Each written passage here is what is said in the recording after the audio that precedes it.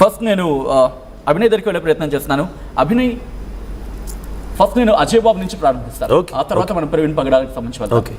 అజయ్ బాబు అరెస్టుకు సంబంధించి వినిపిస్తున్న ప్రధానమైన మాట, ఆయన ఎక్కడున్నారో తెలియదు. ఎక్కడున్నారు ఆయన? ఆయన చెంచల్గూడ జైలుకి తరలించారండి. ఆయన నిన్న ఈవినింగ్ 5:30 ప్రాంతంలో చెంచల్గూడ జైలుకి ఆయన తరలించారు, ఆ రిమాండ్కి పంపించారు. సో ఈరోజు ఉదయం మేము ములాఖత్ తీసుకొని అజయ్ బాబుని కూడా కలవటం, ఆయనతో మాట్లాడటం కూడా జరిగింది. ప్రజెంట్ ఆయన చెంచల్గూడ జైల్లో సేఫ్గా ఉన్నారు. కానీ నిన్న ఫ్యామిలీతో మాట్లాడుతున్న సందర్భంలో, వాళ్ళ మిస్సెస్ కూడా మాట్లాడిన సందర్భంలో తను ఎక్కడున్నారో మాకు తెలియదు అన్నారు. మీ వరకు ఎలా వచ్చింది ఇన్ఫర్మేషన్? డే బిఫోర్ ఎస్టర్డే, అంటే కరెక్ట్గా 2 రోజుల క్రితం సాయంకాలం 8:30కి ఖమ్మంలో ఆయన ఇంట్లో ఆ కుటుంబంతో ఆయన ఉన్నప్పుడు 4 వ్యక్తులు పోలీస్ డిపార్ట్మెంట్ వాళ్ళలాగా వచ్చి, ఒకరు యూనిఫామ్లో ఉన్నారు, మిగతా వాళ్ళు సివిల్ డ్రెస్లో ఉన్నారు. వాళ్ళు చెప్పా పెట్టకుండా without notice, without arrest warrant, without any intimation వారు సడన్గా ఇంటి మీదకి వచ్చి, అంటే ఎవరో కిడ్నాప్ చేసిన రీతిలో వాళ్ళు వచ్చి అజయ్ బాబుని పట్టుకొని వెళ్ళిపోయారండి.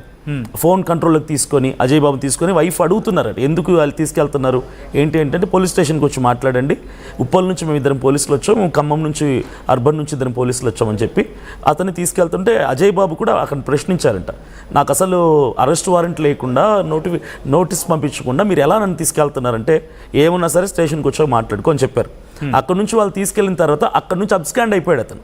అంటే యావత్ క్రైస్తవ సమాజం అంతా కూడా ఆల్రెడీ ప్రవీణ్ పగడాల గారి యొక్క మరణం పట్ల అనేక అనుమానాలు, సందేహాల్లో, ఆ సందిగ్ధంలో, ఒక కన్ఫ్యూజన్ స్టేట్లో ఉంటే, ఇదొక అది క్లియర్ అవ్వకముందే ఈ ఇన్సిడెంట్ చోటు చేసుకుంటే క్రైస్తవులందరూ అనుకున్నది ఏంటంటే, నాతో సహా అసలు వచ్చింది పోలీస్ డిపార్ట్మెంట్ వల్ల, లేదంటే కిడ్నాపర్స్ వచ్చారా, లేదంటే ప్రవీణ్ పగడాల గారికి ఎలాంటి పరిస్థితి ఏదో వచ్చిందో అలాంటి పరిస్థితే మరొక పాస్టర్ విషయంలో, అజయ్ బాబు విషయంలో కూడా జరుగుతుందని చాలా పలు అనుమానాలు వ్యక్తమయ్యాయి మాకు. ఎందుకంటే అక్కడి నుంచి ఆ ఫ్యామిలీ, అజయ్ బాబు వైఫ్ కావచ్చు, తన ఫ్యామిలీ మెంబర్స్ అందరూ కూడా ఖమ్మం అర్బన్ పోలీస్ స్టేషన్కి వెళ్ళి అక్కడ ఎంక్వైరీ చేస్తే, మా పోలీసులను మేము పంపించలేదు, మేము అరెస్ట్ చేయలేదు.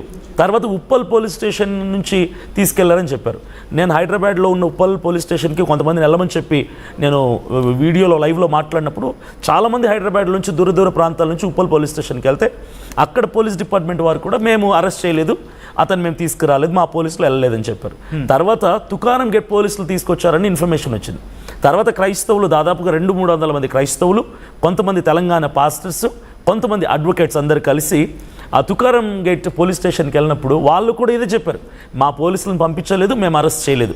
సో ఎక్కడికి వెళ్ళిపోయాడు క్యాండిడేట్ అని చాలా ఆందోళనకు గురైపోయారు. యావత్ క్రైస్తవ్యం అంతా కూడా చాలా టెన్షన్ పడిపోయారు. ఇతన్ని కూడా మరో ప్రవీణ్ పగడాలలాగా చేస్తారా, ఈయనను కూడా ఏమైనా దుర్ఘటన పాల్పడతారు ఇతని మీద కూడా అని చెప్పి చాలా టెన్షన్ పడ్డారు. 20 గంటలు, అంటే ఆ రోజు నైట్ అంతా గడిచిపోయింది. నెక్స్ట్ డే ఈవినింగ్ 4 o'clock వరకు కూడా తుకారం గేట్ పోలీస్ వాళ్ళ మీద డౌట్ వచ్చి 600 మంది క్రైస్తవులు, 600 మంది జనం పోలీస్ స్టేషన్కి ఎదురుగా నిరసనలు చేస్తూ, అక్కడ ప్రార్థన చేసే వాళ్ళు ప్రార్థనలు, పాటలు పాడే వాళ్ళు పాటలు పాడుతూ, మాకు పాస్టర్ అజయ్ బాబును చూపించిన తర్వాతనే మేము అక్కడి నుంచి వెళ్తామని చెప్పి వాళ్ళు చాలా గొడవలు చేయకుండా మౌనంగా వారు 600 మంది అక్కడ కూర్చుంటే కూడా సాయంకాలం 4 గంటల టైంలో ఒక అడ్వకేట్ని, అజయ్ బాబు యొక్క సహోదరిని పోలీస్ స్టేషన్ లోపలికి పిలిచి, మీరు అల్లరి చేయొద్దండి, సైలెంట్గా ఉండండి, మేము అజయ్ బాబుతో మాట్లాడిస్తామని ఫోన్ కాల్ ద్వారా అజయ్ బాబుతో మాట్లాడించాడు. 2 మాటలు మాట్లాడాడంట, నేను సేఫ్గా ఉన్నాను, నేను బాగున్నాను అనగానే కాల్ కట్ చేశారట. అట్లీస్ట్ వీడియో కాల్ చేయండి, వీడియో కాల్లో మాట్లాడించాను, ఎందుకంటే అటువైపు మాట్లాడిన వ్యక్తి అజయ్ బాబు అని మాకు కన్ఫర్మేషన్ లేదు, ఎవరు మాట్లాడాడేమో అని మాకు డౌట్ ఉంది, ఇప్పటి వరకు మేము అరెస్ట్ చేయలేదని చెప్పిన మీరు ఇప్పుడు ఫోన్ కాల్లో మాట్లాడించడం ఏంటి అని అక్కడ ఉన్న అడ్వకేట్ కానీ అక్కడ ఉన్న కొంతమంది ప్రశ్నిస్తే పోలీస్ డిపార్ట్మెంట్ వాళ్ళు ఏం చెప్పారంటే, లేదు మేమే అరెస్ట్ చేసాము, లా అండ్ ఆర్డర్ ఇష్యూ వస్తుంది కాబట్టి మేము చెప్పా పెట్టకుండా వెళ్ళి అరెస్ట్ చేయాల్సి వచ్చిందని చెప్పారు. అక్కడ నుంచి ఇమీడియట్గా మనిషిని చూపించకుండా, వీడియో కాల్లో మాట్లాడించకుండా డైరెక్ట్గా కోర్టులో అతన్ని సబ్మిట్ చేశారు. నిన్న స్పెషల్ కోర్టులో సబ్మిట్ చేశారు. అక్కడి నుంచి చెంచల్గూడ జైలుకి తరలించడం జరిగింది. సో ఇప్పుడు అతను చెంచల్గూడ జైల్లో ఉన్నాడండి, అజయ్ పాస్టర్ చెంచల్గూడ జైల్లో ఉన్నాడు. నిన్న ఈవినింగ్ 5:30 నుంచి అక్కడే ఉన్నాడు, రిమాండ్కి అతన్ని పంపించాడు. ఇప్పుడు మేము బెయిల్ పిటిషన్ వేసాం, అతన్ని బయటికి తీసుకురావడానికి క్రైస్తవులు, క్రైస్తవ నాయకులు, పాస్టర్స్, క్రైస్తవులందరూ కూడా ప్రయత్నం చేస్తున్నారు. మీరు వెళ్ళి ఆయన్ని ములాఖత్లో కలిసానన్నారు, ఎంతసేపు మాట్లాడారు, ఏమన్నారు ఆయన?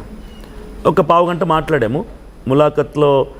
నేను, నాతో పాటు ఒక 3 వ్యక్తులు వచ్చారు, అందరం కలిసి మాట్లాడాము. ఆయన చాలా డిప్రెస్డ్గా ఉన్నాడు. ఒక్కసారి మమ్మల్ని చూడంగానే భావోద్వేగానికి గురైపోయాడు. ఆయన చాలా డిప్రెషన్లో ఉన్నాడు. ఆ హెయిర్ మొత్తం కట్ చేశారు అతనికి, చాలా అతను చూడంగానే అంత బలమైన వ్యక్తిని ఆ పరిస్థితుల్లో కలుసుకోవాల్సి వస్తుందని మేము అనుకోలేదు.